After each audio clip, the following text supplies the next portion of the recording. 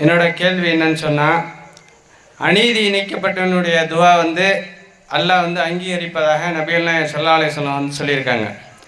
அதை ஒட்டிய செய்தி, அதாவது சக மனிதனுக்கு நம்ம தீங்கு செஞ்சுருக்கோம், அந்த மனிதன் மன்னிக்காதவரை அல்லாஹ் மன்னிக்க மாட்டாங்கிற அந்த செய்தியை நம்ம கேள்விப்பட்டிருக்கோம். சரி, அந்த அடிப்படையில் நம்ம ஒருத்தருக்கு தெரிஞ்சோ அல்லது தெரியாமலோ தீங்கு செஞ்சிட்டோம், ஏமாற்றிட்டோம், துரோகம் செஞ்சிட்டோம். இப்படி இருக்கக்கூடிய சூழ்நிலையில் அவர் மௌத்தாயிட்டார், இல்லை இந்த உலகத்தில் வாழ்ந்தாலும் எங்கேயோ ஒரு இடத்துல வாழ்கிறார், எந்தவித தொடர்பும் இல்லை.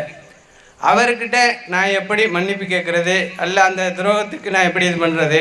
சரி, அப்படி நான் அந்த இதுக்கு நான் எந்த வித மன்னிப்பு கேட்காம அவரும் மௌத்தாயி நானும் மௌத்தாயிட்டேன்னு சொன்னால்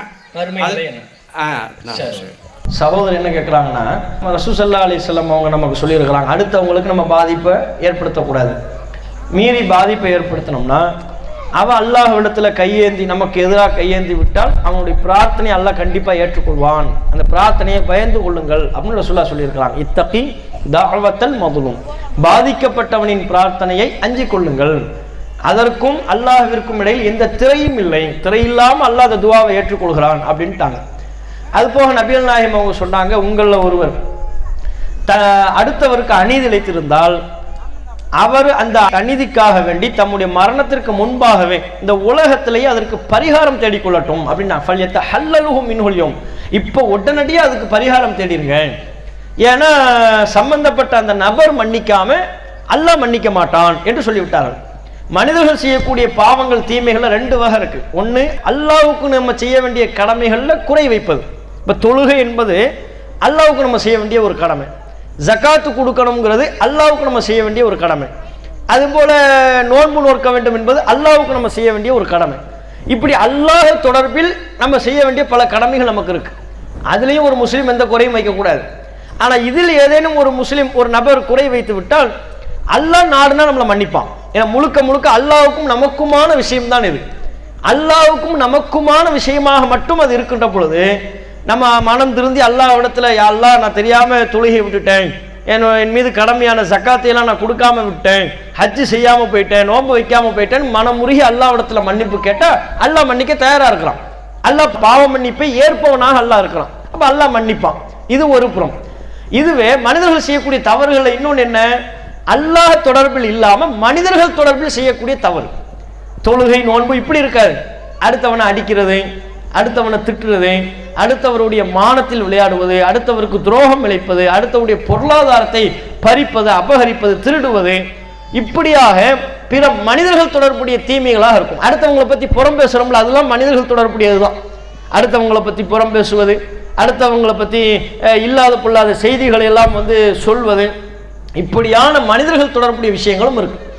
இது மாதிரியான மனிதர்கள் ஹக்கில், மனிதர்கள் தொடர்புடைய விஷயத்தில் நம்ம ஏதாவது ஒரு பாதிப்பை உண்டாக்கணும்னா அல்லாஹ் சொல்லிட்டா, அவனுக்கு நீ அநியாயம் பண்ணிட்ட, யாரை நீ அடிச்சியோ, யாரை திட்டினியோ, யாருடைய மானத்தை பறித்தாயோ அவனுக்கு நீ அநியாயம் செய்து விட்டாய், யாருடைய பொருளை நீ அபகரிச்சியோ அவனுக்கு நீ அநியாயம் பண்ணிட்ட, அவன் மன்னிக்காம, பாதிக்கப்பட்ட அவன் மன்னிக்காம நான் மன்னிக்க மாட்டேன்ட்டான் அல்லாஹ்.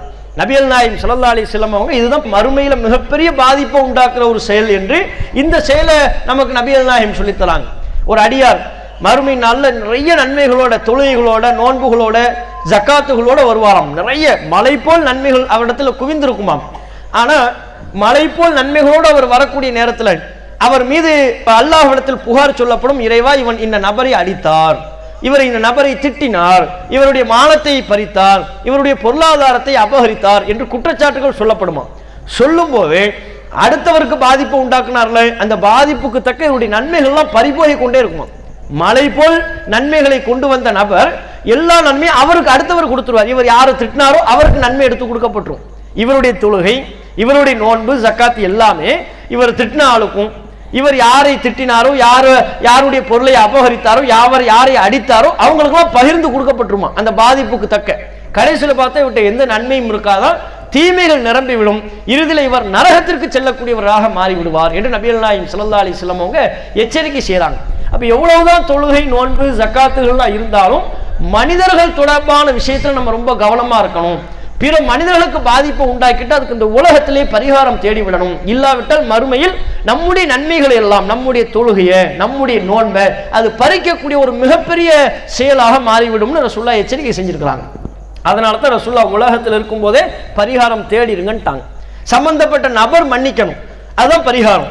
சம்பந்தப்பட்ட நபர் மன்னிப்பதுன்னா என்ன? அவர்கிட்ட போய் கேட்கணும், எப்பா உன்னை பற்றி நான் தவறாக பேசிவிட்டேன், உன்னை நான் அடித்து விட்டேன், உன் பொருளை நான் திருடி விட்டேன், அபகரித்து விட்டேன், என்னை மன்னித்து விடு என்று அவர்கிட்ட போய் நம்ம மன்னிப்பு கேட்கணும். உனக்கு நான் துரோகம் பண்ணிட்டேன், எனக்கு மன்னிச்சிருன்னு அவர்கிட்ட மன்னிப்பு கேட்கணும். அவர் மன்னிச்சாதான் அல்லாஹ் நம்முடைய அந்த குற்றத்தை மன்னிப்பான். இப்போ என்ன கேள்வி வருது? அவர் மௌத்தா போயிட்டார், நம்ம யாருக்கு துரோகம் பண்ணமோ அல்லது யாருடைய பொருளை எடுத்துட்டோமோ, அது துரோகம்ங்கிறது எல்லாம் கலந்தது தானே, யாருக்கு நம்ம பாதிப்பை உண்டாக்கணுமோ அவர் மௌத்தா போயிட்டார், அல்லது அவர் எங்க இருக்கிறாருன்னே தெரியல. இப்போ நம்ம எப்படி மன்னிப்பு கேட்கறது? அவர்கிட்ட மன்னிப்பு கேட்கிற வாசல் அடப்பட்டு போயிடுச்சுல. நம்ம ஊர்ல நம்ம கண்ணுக்கு முன்னால இருந்து அவர்கிட்ட போய் மன்னிப்பு கேட்போம், அவர் எங்க இருக்கிறாருன்னே தெரியல, அல்லது மரணித்து விட்டார், நம்ம கேட்கறதுக்கு முன்னாடி மூத்தா போயிட்டார்னா அந்த வாசல் அடைபட்டு விட்டது. வாசல் அடைபட்டு விட்டதற்கு பிறகு நம்ம இப்ப மன்னிப்பு கேட்பதற்கு என்ன வழிமுறை இருக்கு அப்படிங்கிறாங்க. வழிமுறை இல்ல, வாசல் அடைபட்டுருச்சு தான். அதனாலதான் நபிகள் நாயகம் அவங்க சொன்னாங்க, எப்போ நம்ம அடுத்தவனுக்கு அநியாயம் பண்ணிட்டோமோ, ஒரு மோமின் என்ன நினைக்கணும், பிறருக்கு நாம் அநியாயம் செய்து விட்டால் உடனடியாக சுதாரிக்கணும். உடனடியாக சுதாரித்து விட்டு இது இவர் தொடர்புடைய அம்சம், இவர் மன்னிக்காம அல்லாஹ் என்ன மன்னிக்க மாட்டான், மறுமையில் நான் குற்றவாளியா வந்து நிற்பேன், அவரிடத்தில் மன்னிப்பு கேட்டு விட வேண்டும் என்று உடனடியாக சுதாரித்து மன்னிப்பு கேட்கணும். இல்லாத பட்சத்தில் இப்படியான நிகழ்வுகள், மரணமோ அல்லது அவர் எங்க இருக்கிறானே தெரியல என்பன போன்ற நிகழ்வுகள் ஏற்பட்டு விட்டால் மன்னிப்பின் வாசல் அடைபட்டு விட்டது. இவர் மன்னிக்கிற விஷயம்ங்கிறது அடைப்பட்டு போயிருச்சு. இப்போ அவர்கிட்ட மன்னிப்பு கேட்க இயலாது. இது போன்ற விஷயத்தை அல்லாஹ் மட்டும் மன்னிக்கக்கூடிய நிலையிலே இல்லைன்னு ரசூலுல்லாஹ் நமக்கு சொல்லிட்டாங்க. அப்ப இப்படிப்பட்ட நிலையை பொறுத்தவரையிலையும் நாம தொடர்ந்து அல்லாஹ்விடத்துல மன்னிப்பு கேட்டு வரணும். இந்த தவறுக்காக அந்த நபர் இல்லைங்கிறதுனால அல்லாஹ்விடத்தில் தொடர்ந்து மன்னிப்பு கேட்டு வரணும். அல்லாஹ் நாடினால் மறுமை நாளில் மன்னிக்கலாம், அல்லாஹ் நாடினால். ஏன்னா நபிகள் நாயகம் ஸல்லல்லாஹு அலைஹி வஸல்லம் அவங்க நமக்கு சொல்றாங்க, ரசூல் ஸல்லல்லாஹு அலைஹி வஸல்லம் அவங்க ஒரு செய்தியில சொல்லும்போது சொல்றாங்க, உங்களுக்கு அல்லாஹ் நிறைய ஹலால் ஹராம் அதையெல்லாம் சொல்லியிருக்கிறான், பிற மனிதர்களுடைய மானங்களை எல்லாம் கூட உங்களுக்கு ஹராம் என்று சொல்லியிருக்கிறான், அதெல்லாம் கரெக்டா இருங்க.